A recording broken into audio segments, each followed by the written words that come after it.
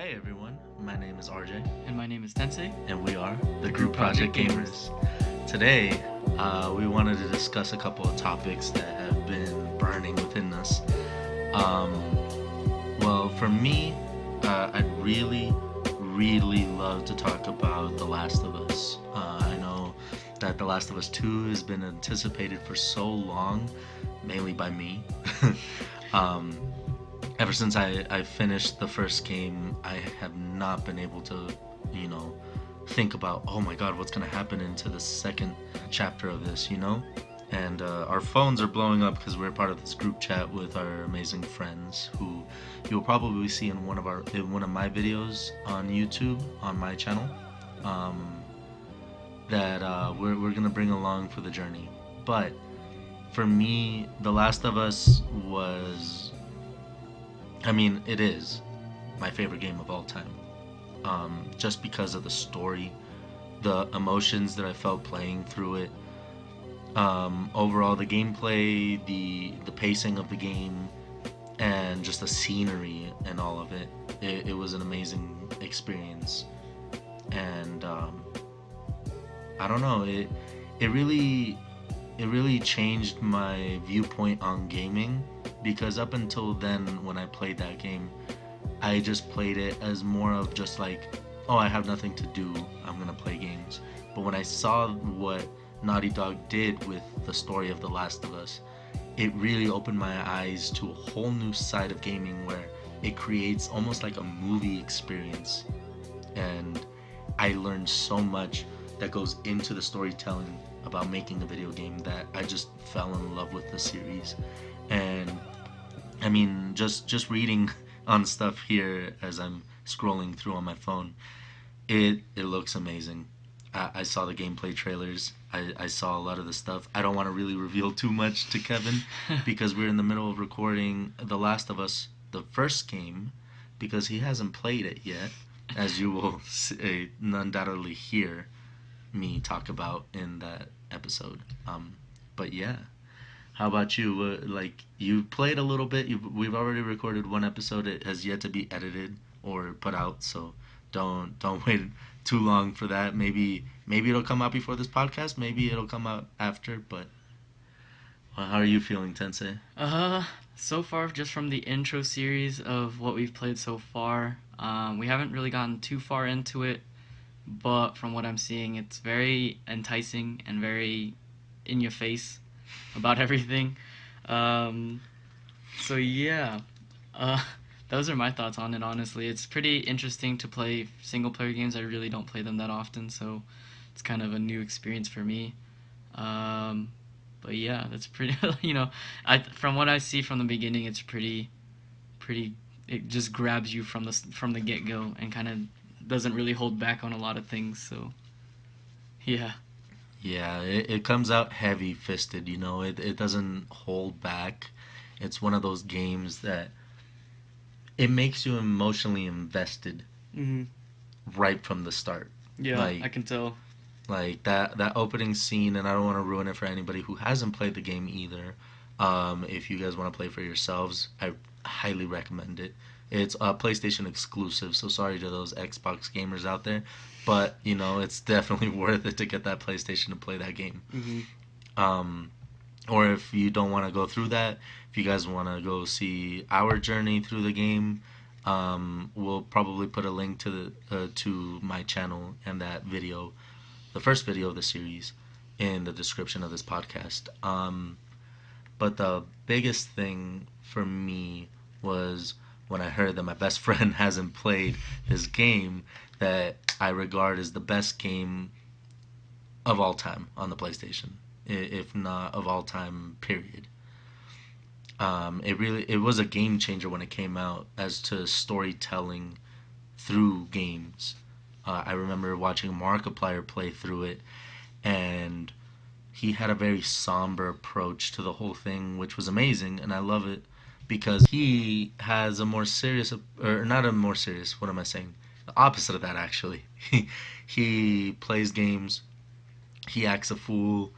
And I love that because through a lot of challenging times in my life, I could look to his videos for inspiration, for a laugh when I didn't feel like laughing, to be honest.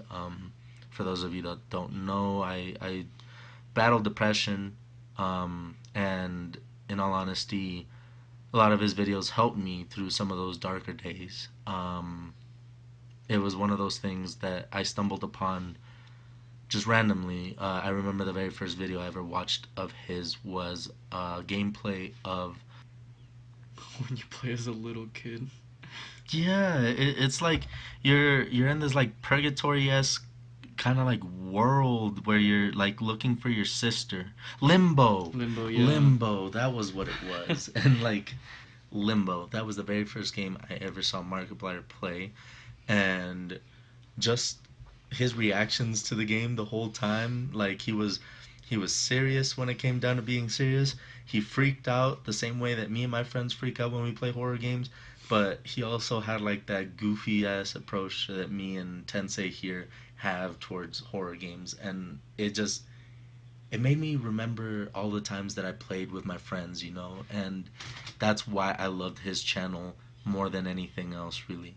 And then once I got into watching him, from him, I started watching PewDiePie, which was weird because at that time, PewDiePie was still like one of the biggest YouTubers, gaining traction so big, like fast, fast, fast, because of his antics as well.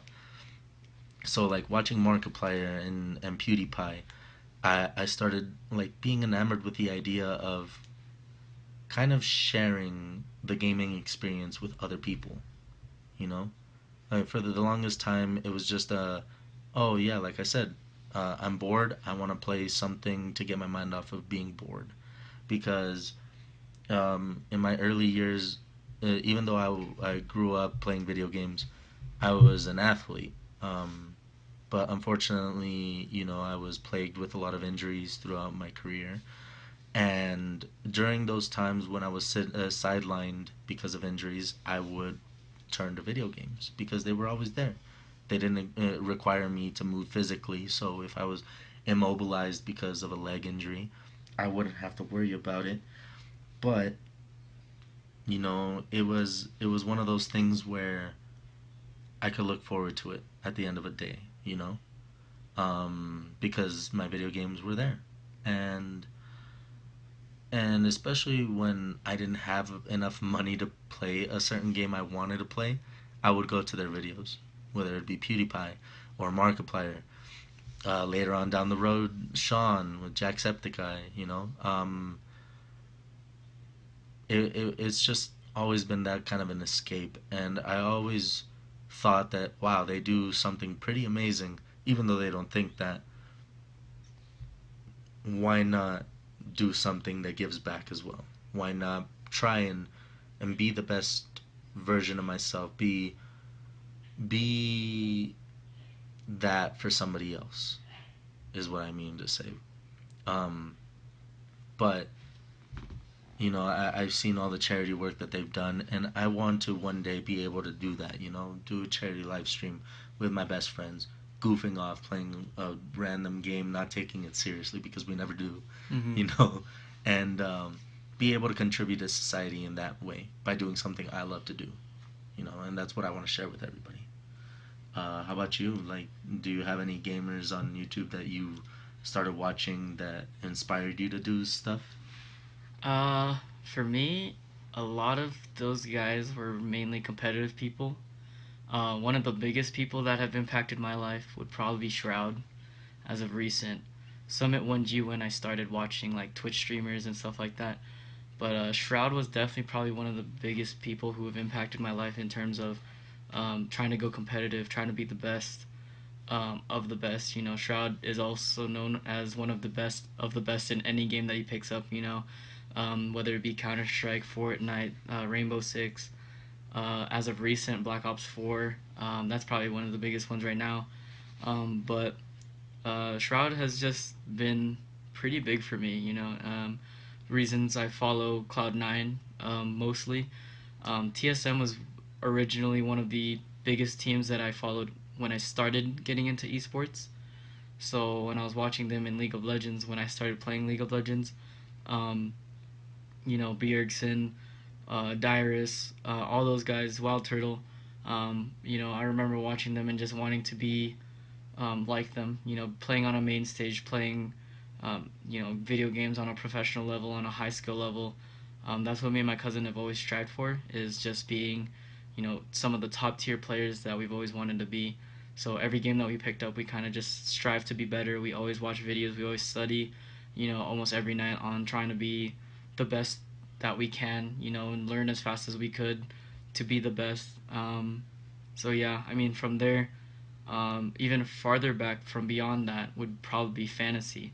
And fantasy played COD 4. So, that's where the true spark of we wanted to play esports came from, was watching fantasy and watching these COD 4 Pro Mod videos. So, I mean, that's way back in like 2008 almost, when esports wasn't even a thing. Esports was kind of just like a group of 100 people going into a little room and then just setting up their computers and then playing for like $100, and that was big for us. We were like, man, one day I want to travel the world with my team and just have that same experience, to seeing where esports is now.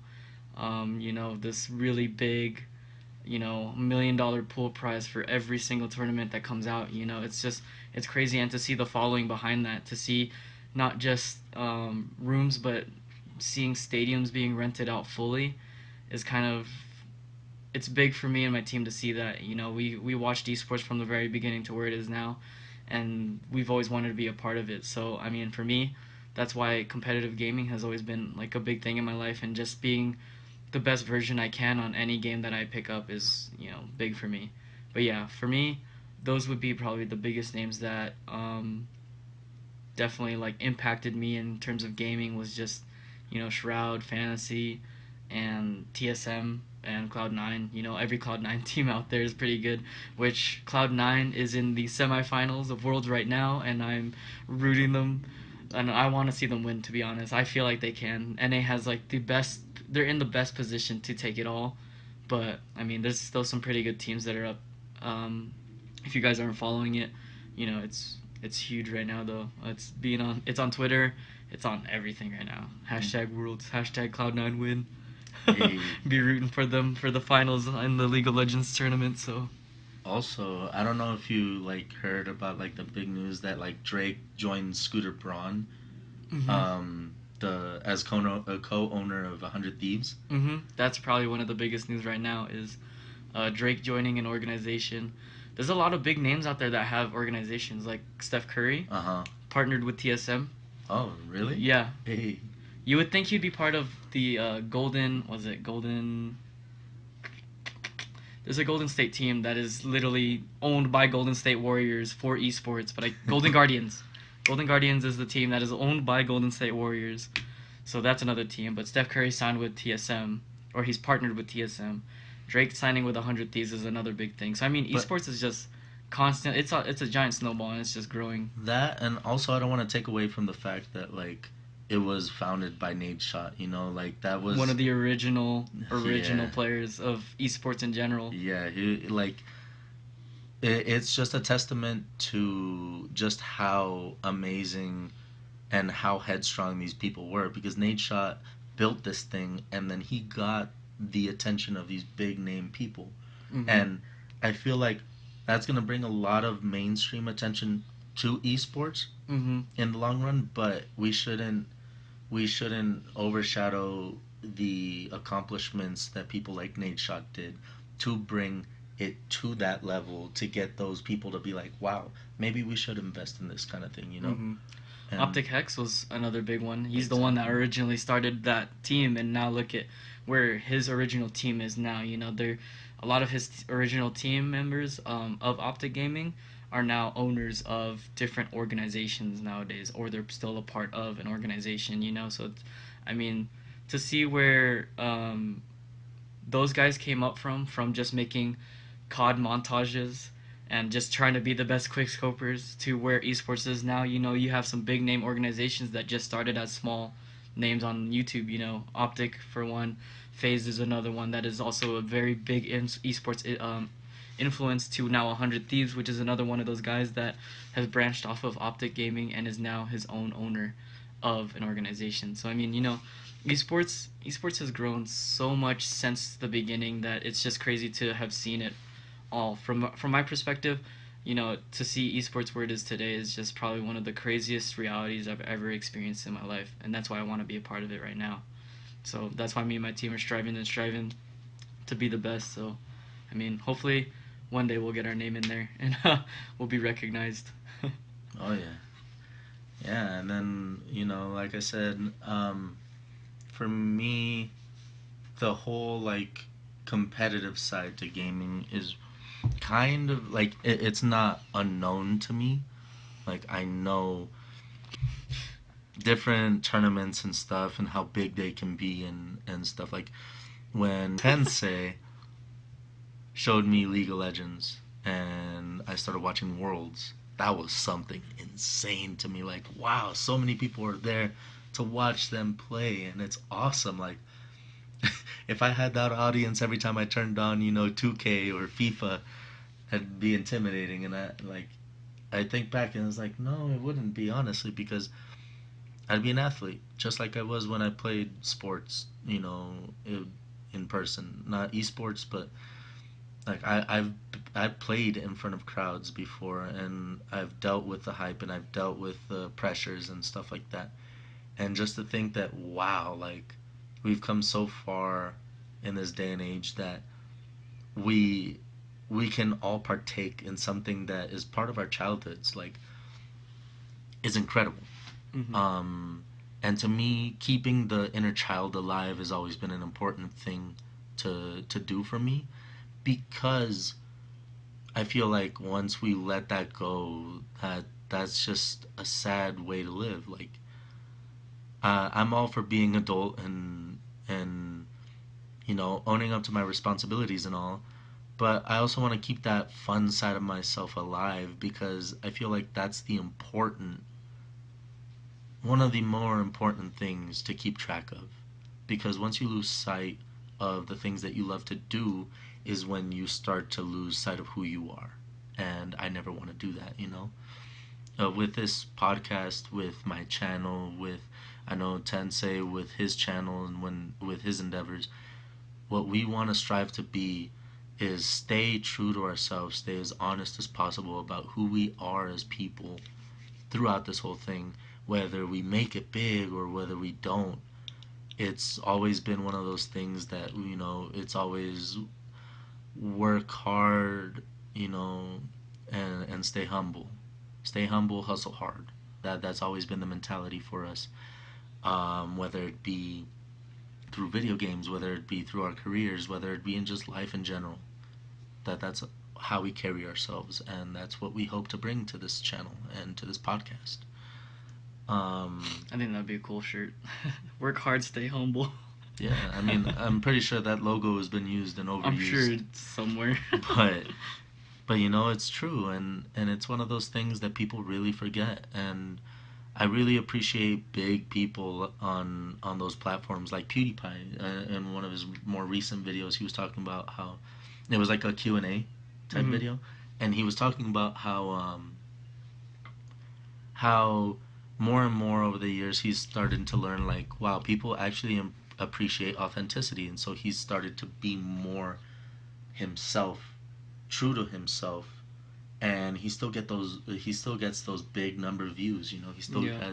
He's still breaking records with, T Series coming in behind. But I feel like T Series as a corporation coming onto YouTube as a platform, it's almost unfair.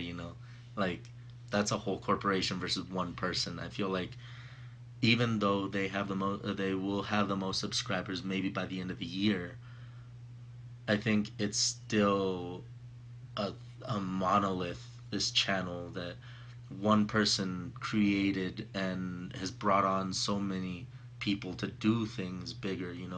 And I know at this point it's not just him. He has his editors, he has his producers, he might have this and that or whatever, or maybe it's just him and some editors. Hmm. And whatever it may be, I don't know him on a personal level, obviously. Otherwise, man, I'd be like geeking out, Yeah. because he's like one of my idols. But and it's cool to see somebody that big admit that they have faults. Like I know that you know about his controversy with saying some risque things that I will not repeat. Hmm. Um, He still but has a big following. he still has a big following, and it's not just the fact that he has a big following that surprises me. It's and it doesn't surprise me really. It's more that he was able to, like, yeah, I messed up. I shouldn't have said that. Maybe I shouldn't have done this, but I will continue to be better every day. And he has, and no matter how much the mainstream media wants to drag his name through the mud, like, he is one of those guys that gets up, dusts himself off, and continues going. Like, that to me is something that I look up to in that, because not everybody's perfect. I know I'm gonna mess up here and there. I know I'm gonna probably say something stupid and I'm gonna get in trouble for it. Uh, my mouth gets me in trouble a lot more than anything really, and it's not to say that I'm an asshole, or that I'm a jerk, or that I'm insensitive, or that I'm this or that. It's more like I'm a human. I'm going to make a mistake. I'm going to make someone here mad. I'm going to offend somebody at one point without wanting to. That's just the nature of people. You live, you learn, and you either grow from it or you stay at this horrible way of thinking. You close yourself off to the world. And that's just not what I want to do. That's not what I've been about ever. I've always said, like, if I do something that upsets somebody else, I will reflect on it and I'll be like, what could I have done better? What could I have done to mitigate it?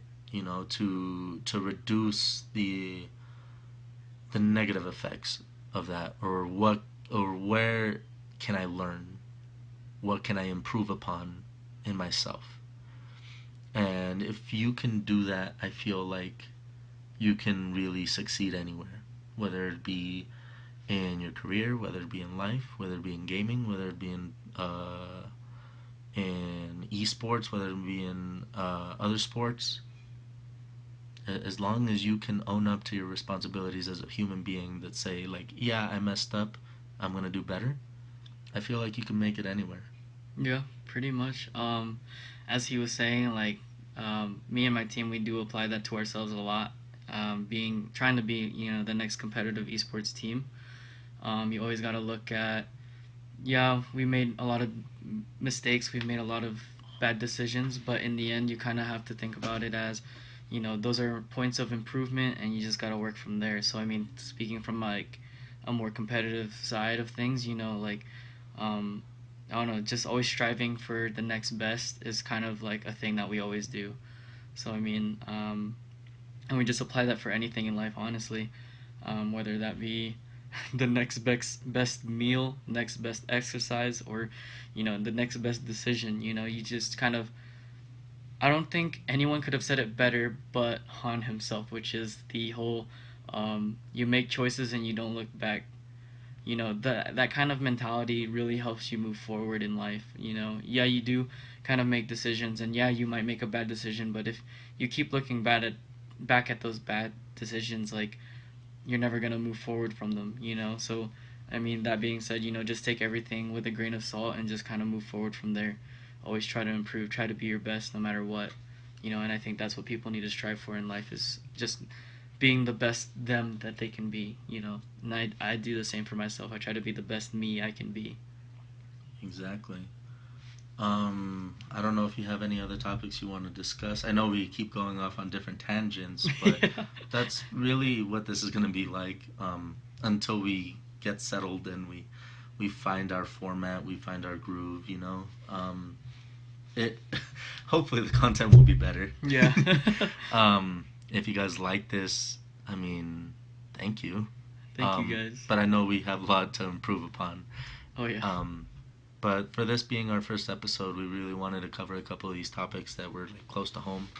I wanted to discuss the whole, like, The Last of Us, the series that I'm going to be doing on YouTube with my best friend Tensaye, Hmm. and our endeavors through that. So if you guys want to catch up with us on that, hopefully by the time this comes out, we will have uploaded the first video. But if not, that's something to look forward to. No matter what, I will put a link to the description down below so that way you guys can enjoy that. I'll also put a link to his channel so that way he can, or you guys can go and show him some love. He does some pretty awesome stuff. He's amazing at Rocket League. And I'm not just saying this because I'm his best friend or anything, but like low key plug, hey TSM, I hear you're looking for a team. But We're not necessarily looking for a team, but we want to be the team to be able to step up when they do decide to come into Rocket League. I feel like the only reason they didn't do it was because the money wouldn't be able to support them as a team. But with the prize money getting larger and larger every year, I think Rocket League's tournament this next championship series is going to be $1 million. So that's kind of really big, and kind so of. we want to be the team that they look at when these next coming tournaments are going to come up. So we want to definitely we're definitely on a grind, and we're definitely working on it every day. Going to be playing in a tournament next week, so expect some clips of those games next week for sure. And then hopefully we'll get our footing and we'll get our foot in the door of esports. So yeah. All right. Do you have any questions for me on the casual side of gaming or um, anything else? I can't really think of any on the top. I mean, other than uh, yeah, I can't really think of anything right now. No? No, not right on the top of my head right now. Right now. That's all good. Um, but yeah, another game that I've been really looking forward to playing is Spider-Man. We've never had a good game since, what was it, Spider-Man 2 for the PlayStation 2? That game was a classic. I remember playing that all day, all night, driving my parents crazy because I never got off of the TV. Um, that was a big big game, big moment in my life because it it was just awesome. Uh, to put it in you know simplest terms, I guess. But seeing like screenshots of the new game and hearing all these people talk about how amazing it is and all the praise it's gotten and all this and that, and, obviously it has its glitches, it has its little like hiccups here and there, but for the most part, for the most part, I guess, what I've seen is praise. And that was weird. Sorry. Um, seeing and hearing about that kind of stuff, I really can't wait to get my hands on a copy. I might do that as a series with my little brother, so that's something to look forward to if you guys are interested. If my brother's not up to it because he's a little awkward when it comes to speaking to new people, and I mean, Even though every we're just talking to a microphone, it kind of feels like yeah, you and have an expectation. Yeah. yeah, and like he's more comfortable playing just games where he could just be silly Hmm. and not feel like he has to talk to anybody. So, if anything, I'll probably just play that as a game myself, or I'll probably bring on Tensei for it too as well, I was gonna because say you haven't seen any gameplay, huh? no, Because I've been don't watching my friend Chroma play it. yeah. It's amazing, yeah. Yeah, it's my favorite superhero of all time. I grew up, praising this dude who literally could be anybody. Even though he's some little, nerd from Queens, Spider-Man was like is an inspiration because it shows you that literally anybody, even the most, um, I don't know, I guess like if you think about a virtually insignificant person can make an impact in the bigger scope of life. And the fact that I don't know is so relatable as a character helped me come into the world of comics and all that stuff. I don't read as much comics as I used to. I used to read a lot of comics and I used to know every fact about Spider-Man. I used to know every single comic, and somewhere along the lines, my career as an athlete kind of took over. I was really dedicated to my sport. I dedicated hours and hours on end every week to playing it, so it kind of got lost on me. but the love for the content, the love for the character was always there and has always been there. So to see a game made by true fans of the character for fans of the character, it just it just brought upon that like feeling of wow, nostalgia, and I have to play this game. It's like the first time I saw or heard of The Last of Us. When I heard that there was going to be an action adventure horror survival game, I was like, how the hell are they going to make that mess into a game? But I played it, and it turned out to be so much more than that, and they did it masterfully, beautifully done. Everything down to the emotions it captured. I remember playing through that, and I cried every single time at the beginning. There's not been one time where I haven't shed at least one tear. Tensaye can attest to that. Yeah. We already recorded the intro to that game, but it's definitely one of those things where, like, I've been really looking forward to it. So playing Spider-Man will be a fun thing to do in the future, whether it be by myself, with Tensaye, with my brother, with my girlfriend. It'll be one of those people. But it'll definitely be one of those things where I'm like, yeah, I've always wanted to do this, and to get to share it with people. Hopefully that people like actually look at it, maybe even like it. Would be pretty awesome. But as of now, I still haven't got my copy. I still haven't seen any gameplays. I've only seen screenshots and cool little snippets of stuff that people have done with the game because I'm just obsessed. But that's about it. Oh yeah. I have seen some gameplay of Spider-Man. I'm not gonna try and ruin anything of it, but I'm just gonna say that it looks amazing.